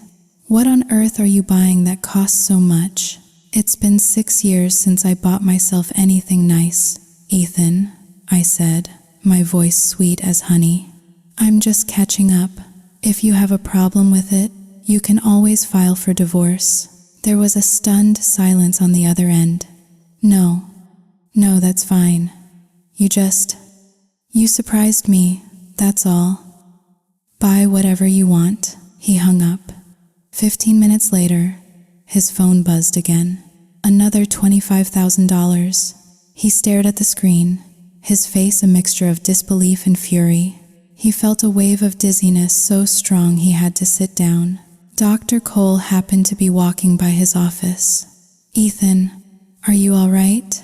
You look pale. I need an IV, Ethan groaned. An IV of saline, and maybe a sedative. As Dr. Cole was setting up the drip, Ethan suddenly sat bolt upright.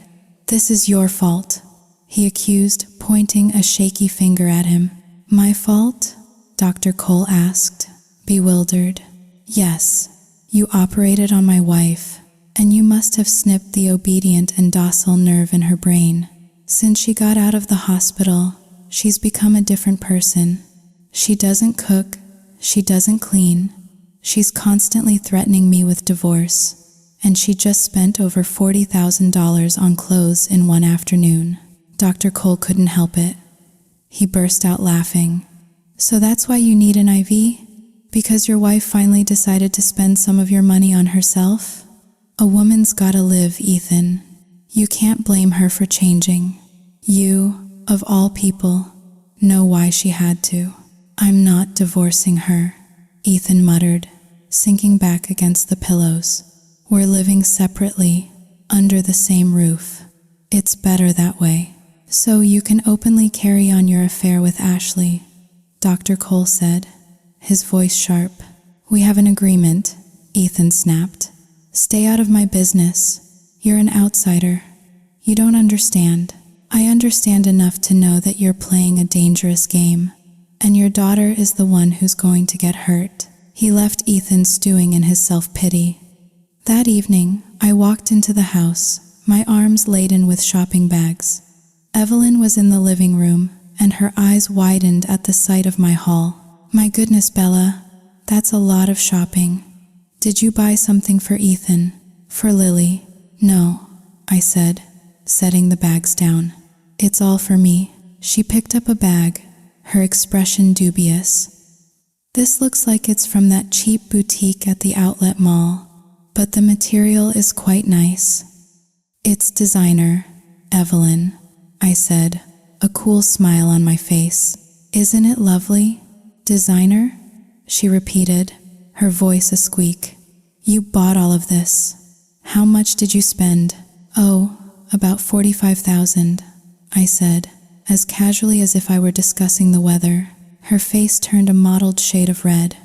$45,000? Are you insane? You live off my son, and you have the audacity to spend his hard-earned money like this. He works himself to the bone, and you just throw it away. Am I spending as much as you? I asked, my voice deceptively sweet. You don't work, and yet you have a new designer handbag every month. Your closet must be worth more than $1 million, wouldn't you say? That's different. I'm his mother, and I'm his wife. For the last 6 years, I haven't bought a single decent thing for myself. I'm just making up for lost time. You have gone mad, she sputtered. Just then, the doorbell rang. I opened it to find a pleasant-looking woman in her 40s. Hello, she said. I'm Maria. I'm here about the housekeeping job. Oh, yes, Maria. Please come in, I said, stepping aside. I hired her, Evelyn. I called over my shoulder. Evelyn stared at me, her mouth hanging open. You hired a maid. Without consulting me, I discussed it with Ethan. I lied smoothly. I'm going back to work soon, so we need the help. And besides, we're the ones paying her salary. It doesn't concern you. Going back to work. You're living the life of a queen, and you want to go back to work. What has gotten into you?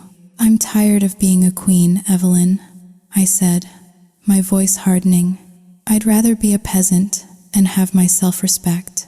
You are becoming insufferable, she shrieked. You are a disrespectful, ungrateful. If you don't fire her this instant, I will. You'll what? I cut her off, my voice dropping to a low, dangerous tone. You'll tell Ethan to divorce me? Please do. Then Lily and I can finally be free of this prison. But wait. If I leave, Lily leaves with me, and I don't think Ethan is ready for that. So you'd better think very carefully about your next move, Evelyn. She stared at me, speechless. For the first time in 6 years, she knew I had her. She knew I had won this round. She turned and stormed up the stairs, slamming her bedroom door behind her. I had drawn a new line in the sand, and they were finally starting to realize that I was no longer afraid to cross it. That night, I had dinner with Chloe and Dr. Cole Adam. I had called him, my heart pounding, and asked if he would help me get a position at the hospital. He had agreed without a moment's hesitation. Of course, he had said, his voice warm and reassuring. I'll do whatever I can to help. We met at a quiet, elegant restaurant. It was the first time I had been out, really out, in years. I wore one of my new dresses, a simple but beautifully cut emerald green silk that made my eyes sparkle. Chloe had insisted on doing my makeup, and as I looked at my reflection before leaving the house, I barely recognized the woman staring back at me. She was beautiful. Adam was already there when we arrived. He stood up as we approached, and his eyes, The way he looked at me, it made my breath catch in my throat. "Bella," he said, his voice a low murmur. "You look stunning." "Thank you, Adam," I said, a blush creeping up my neck. Chloe, of course, jumped right in. "See, I told you she cleans up nice. You should see her when she's not in her domestic uniform." "So, Adam, you're looking pretty sharp yourself, like a groom waiting for his bride." She winked at me. "Speaking of which, are you still looking for a bride?" "As a matter of fact, I am," he said, playing along, his eyes never leaving my face. "Well, what do you think of my friend Bella here? Hypothetically, of course, if she were available. Would you be interested?" I wanted the ground to swallow me whole. "Chloe," I hissed, kicking her again under the table. But Adam just smiled, a slow, heart-stopping smile. "Hypothetically," he said, his voice dropping to an intimate whisper, "I would be very interested." The dinner was a revelation. For the first time in years, I was having a conversation with a man who looked at me when I spoke, who listened to my opinions, who laughed at my jokes. Adam was intelligent, witty, and so incredibly kind. I felt a warmth spreading through me, a thawing of the ice that had encased my heart for so long. Chloe, being Chloe, found an excuse to leave early. A sudden, urgent need to visit her grandmother. She gave me a conspiratorial wink as she gathered her things. "Adam," she said, her voice full of false sincerity, "would you mind giving Bella a ride home? I've got to run." And then she was gone, leaving me alone with him in the soft candlelight. "So," he said, his eyes sparkling with amusement, "your friend is quite the matchmaker." I groaned, burying my face in my hands. "I am so sorry. She has no filter." "Don't be," he said, his voice gentle. I rather enjoyed it. The conversation flowed easily after that. I found myself telling him everything. About my mother's gambling debts, about Ethan's affair with Ashley, about the suffocating agreement that was keeping me trapped. I poured out years of pain and frustration, and he just listened, his expression full of a deep, unwavering empathy. "That's not a life, Bella," he said when I had finished. "That's a prison sentence. You can't stay there. You deserve so much more." "I know," I whispered, "but I can't leave Lily. And until I have a job, an income, a place of my own, I can't fight for her." "Then we'll get you a job," he said, his voice firm, resolute. "We'll get you back on your feet.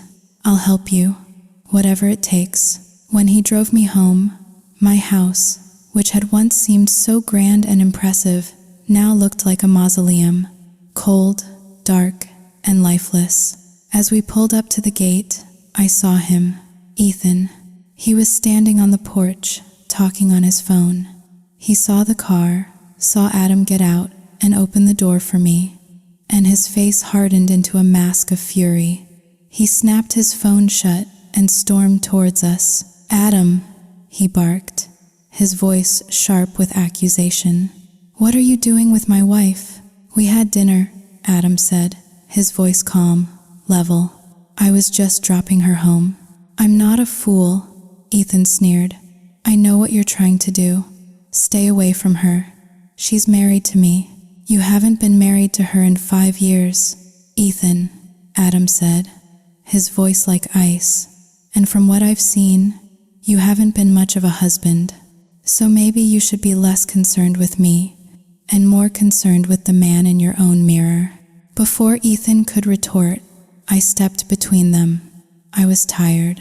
I was full of good food and wine, and the intoxicating feeling of being seen as a woman again. I was not in the mood for his pathetic, hypocritical jealousy. "Get out of my way," I said, my voice low and dangerous. "Bella," he began, his voice a warning. "Don't make a scene." I kicked him, hard, in the shin. He yelped in pain, hopping on one foot. And then, for good measure, I slapped him. The sound of my palm connecting with his cheek was a sharp, satisfying crack in the silent night. "You son of a bitch," I hissed, my voice trembling with a rage that had been simmering for 6 long years. "You have the audacity to be jealous? You, who have been sleeping with another woman for 5 years. You, who left me to die in a hospital bed. You ever speak to me like that again, and I will knock every single one of your perfect white teeth out of your goddamn head. Do you understand me?" He stared at me, his eyes wide with a mixture of shock and, for the first time, fear.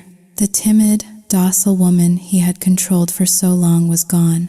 In her place was a fury he did not recognize. I turned to Adam, who was watching the whole exchange with a look of stunned admiration.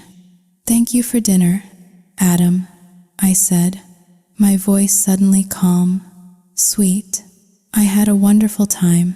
I walked past Ethan, into the house, my head held high, leaving the two of them standing there in the driveway. 2 stags, locking horns over a prize that had already decided she belonged to no one but herself. My interview at the hospital was a blur. I had spent the entire night before cramming, reviewing medical journals, trying to bridge the 6-year gap in my knowledge.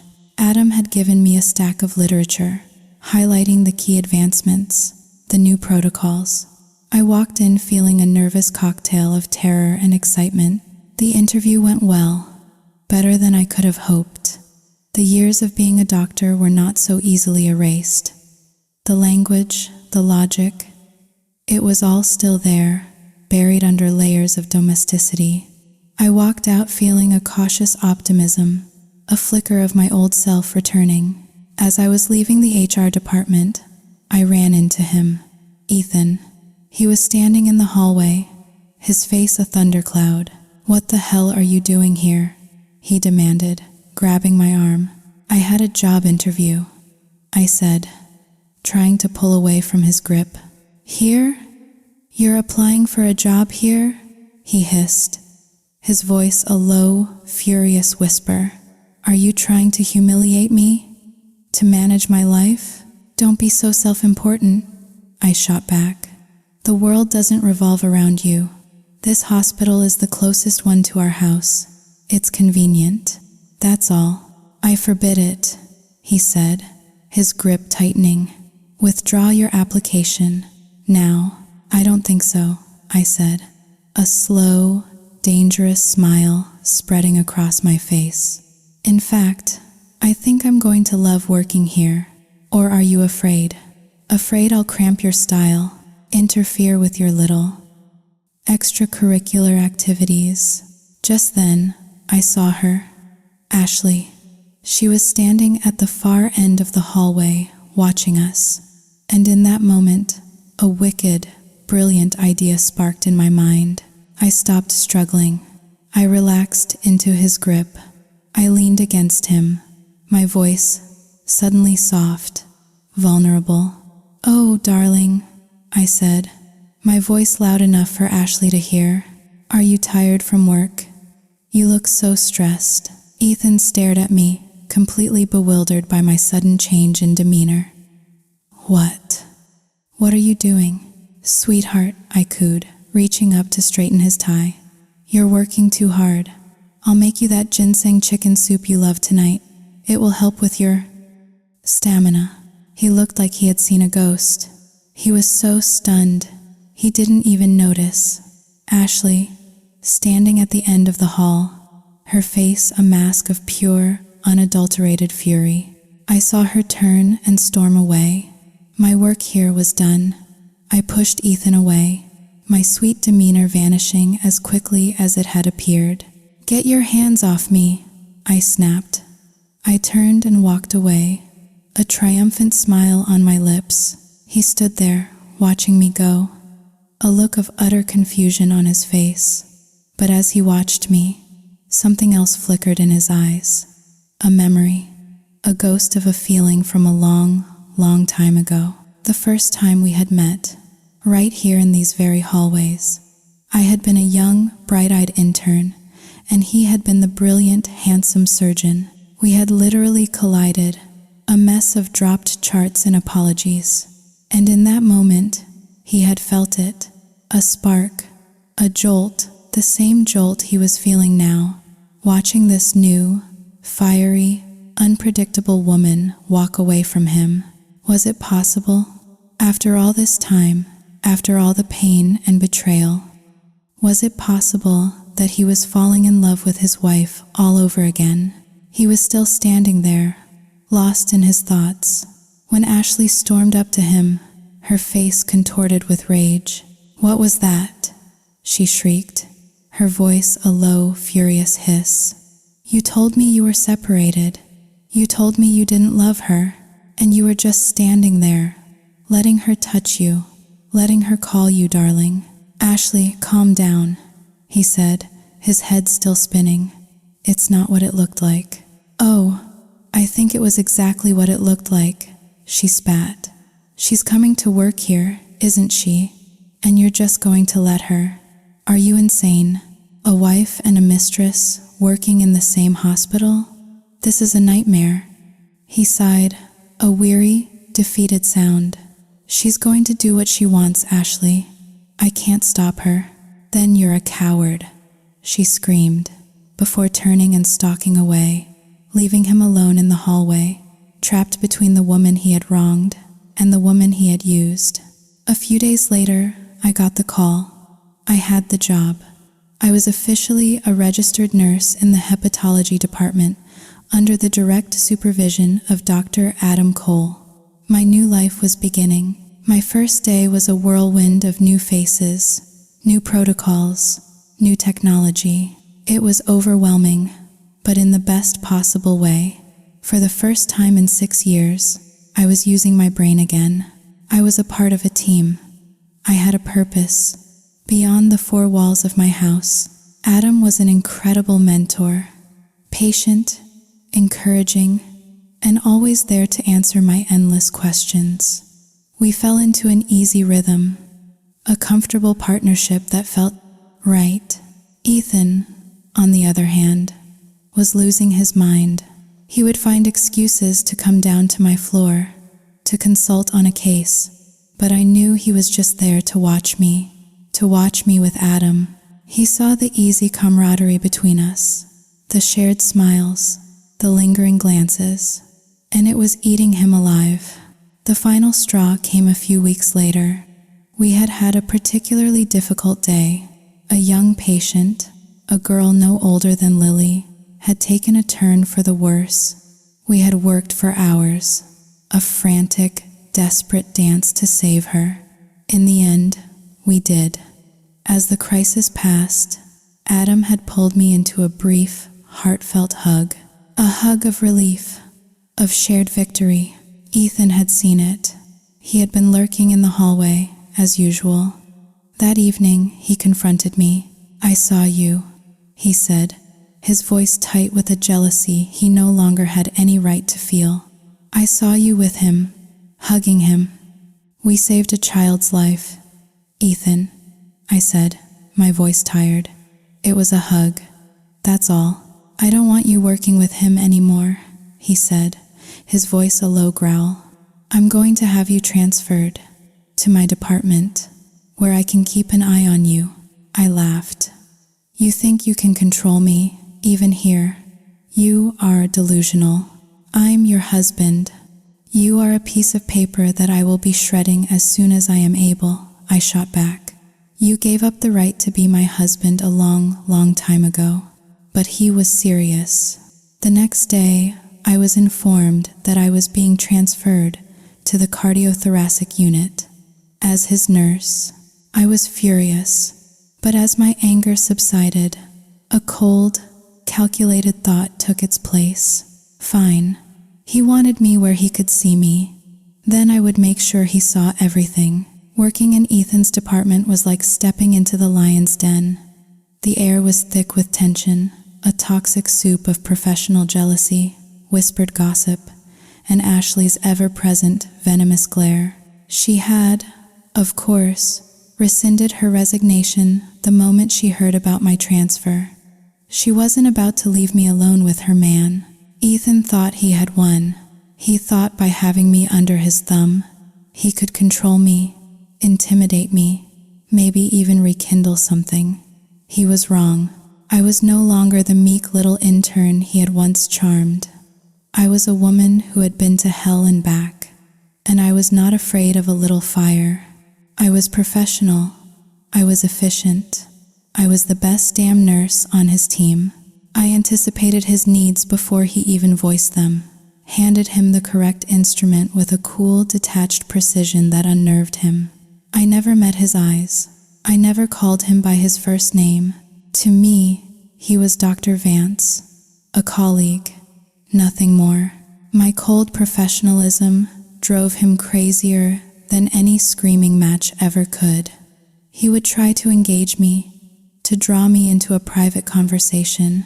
"Bella," he'd say, his voice low, when we were alone in the scrub room. "We need to talk about the patient in room 302. I'd ask, my voice crisp, my eyes fixed on the chart in my hand. "His post-op vitals are stable, but I've noticed a slight arrhythmia. I think we should consider a 24-hour Holter monitor." He would stare at me, his frustration mounting. He wanted to talk about us. I would only talk about work. My relationship with Adam, however, flourished. We would meet for coffee before our shifts, for lunch in the hospital cafeteria. He was my confidant, my cheerleader, my safe harbor, in the storm of my life. The whole hospital saw it. They saw the way he looked at me, the way my face lit up when he was near. And Ethan saw it too. It was like pouring salt on an open wound. The breaking point came one rainy Tuesday afternoon. I was leaving the hospital, my shift finally over. As I stepped out into the downpour, Adam pulled up to the curb. "Bella," he called, rolling down the passenger window. "Let me give you a ride. You'll be soaked." Before I could answer, Ethan's car screeched to a halt behind Adam's. He jumped out, his face a mask of thunderous rage, and yanked open my car door. "Get in," he ordered, his voice a low growl. "I'm fine, Ethan," I said, trying to keep my voice steady. "Adam is giving me a ride," I said. "Get in the car," he repeated, his voice dangerously quiet. The look in his eyes, it scared me. It was a look of pure, possessive fury. I got in his car. I didn't want to make a scene. Not here. Not in front of Adam. The ride home was silent. The only sound the rhythmic thud of the windshield wipers and the angry hiss of the tires on the wet pavement. The moment we were inside the house, he exploded. "What do you think you're doing?" he yelled, his voice echoing in the cavernous foyer. "Flaunting your little affair in front of the entire hospital. In front of me." "My affair?" I laughed. A sharp, bitter sound. "You, of all people, have the nerve to accuse me of having an affair? I am still your husband," he roared. "You will show me some respect." "Respect is earned, Ethan," I said, my voice like ice. "And you have done nothing, to earn mine." I turned to walk away, but he grabbed my arm, his fingers digging into my flesh. "You are not walking away from me." And then, something inside me snapped. The years of quiet suffering, of swallowed anger, of being made to feel small and worthless. It all erupted in a volcano of pure, unadulterated rage. I twisted out of his grip and shoved him hard. He stumbled back, his eyes wide with shock. "Don't you ever," I hissed, my voice trembling with a fury I didn't know I possessed. "Put your hands on me again." I walked away, my heart pounding, my body shaking. I went to my room and locked the door. I had crossed a line. We had crossed a line. There was no going back. A few days later, Ashley cornered me in the locker room. "I know what you're trying to do," she said, her voice a low, venomous hiss. "You think you can win him back, but you're wasting your time. He loves me. He's only with you because of the child." I looked at her, at this woman who had been my friend, who had stolen my husband, who had watched my marriage crumble and had done nothing but add fuel to the fire. And I felt nothing, just a vast, empty pity. "You think he loves you?" I asked, my voice quiet, calm. "A man who lies to his wife for 5 years. A man who is too much of a coward to leave a marriage he is unhappy in. That's the man you're pinning your hopes on. Good luck with that." I walked away, leaving her speechless. The final, irrevocable blow came not from a dramatic confrontation, but from a quiet, devastating discovery. I was looking for a file in Ethan's home office, a file I needed for a presentation at work. As I was searching through his desk, I found it, a hidden folder, and inside were the documents that would destroy the last vestiges of any hope I had for him. It was a prenuptial agreement, one I had never seen before, one I had certainly never signed. It was dated a week before our wedding, and it was signed by him and by me, a perfect forged signature. The agreement was brutal. In the event of a divorce, I would get nothing, no alimony, no share of his assets, nothing. And then, the final, soul-crushing clause. In the event of a divorce initiated by me, for any reason, I would relinquish all parental rights to our child. He had planned it from the very beginning. He had never loved me. He had only ever loved himself. I took the document. I made a copy. And then I called a lawyer. The next day, I didn't go to work. I packed a bag. For me and for Lily. I took my daughter out of school. And then I waited. I waited for him to come home.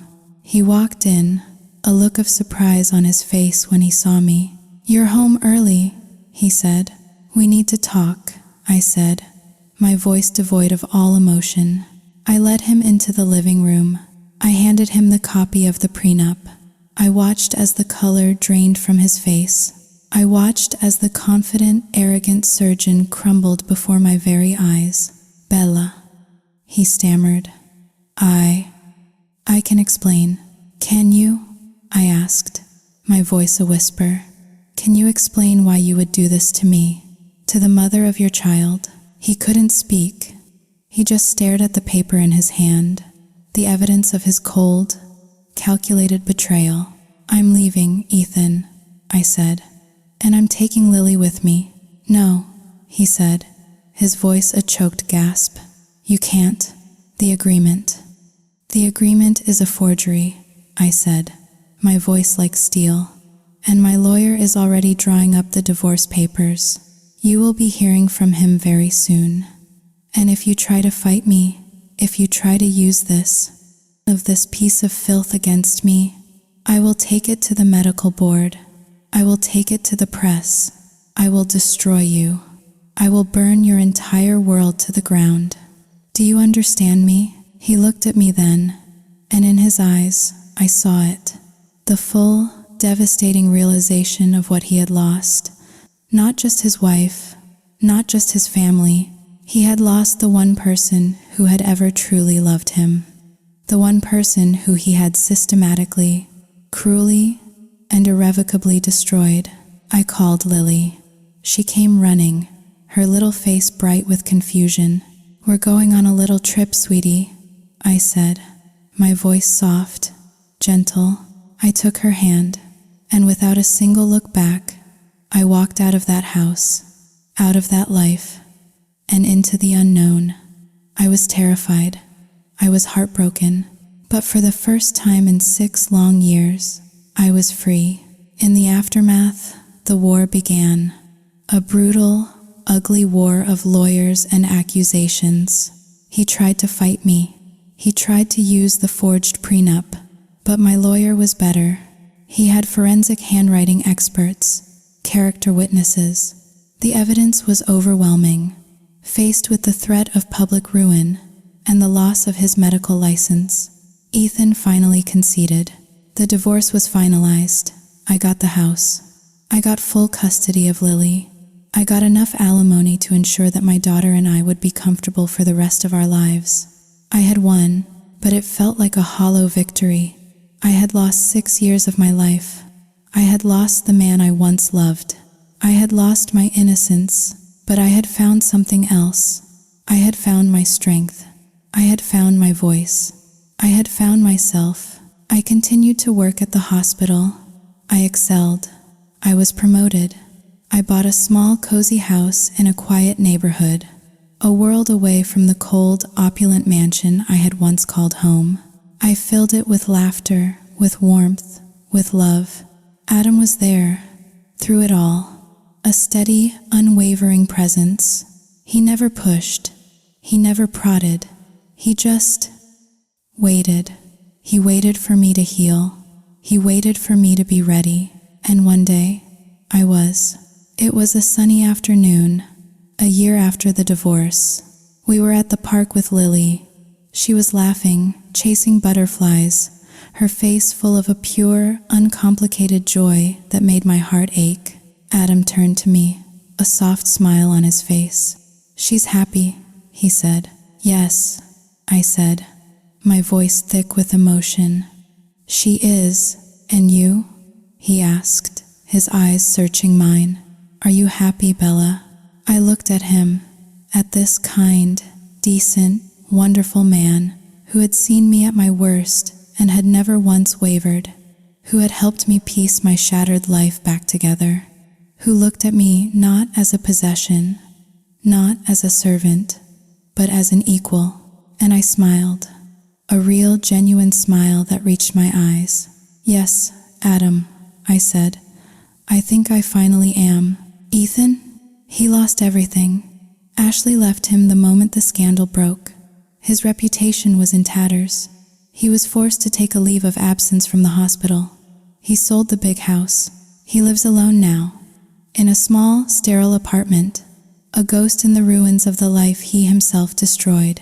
He sees Lily, of course. I would never take that away from him, or from her, but there is a distance between them, a chasm of his own making that may never be bridged.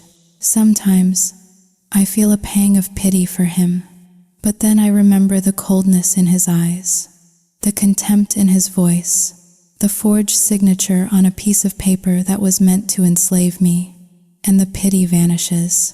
He made his choices, and I made mine. My name is Bella, and this is my story. Not a story of a victim, but a story of a survivor, a story of a woman who walked through fire and came out not burned, but forged.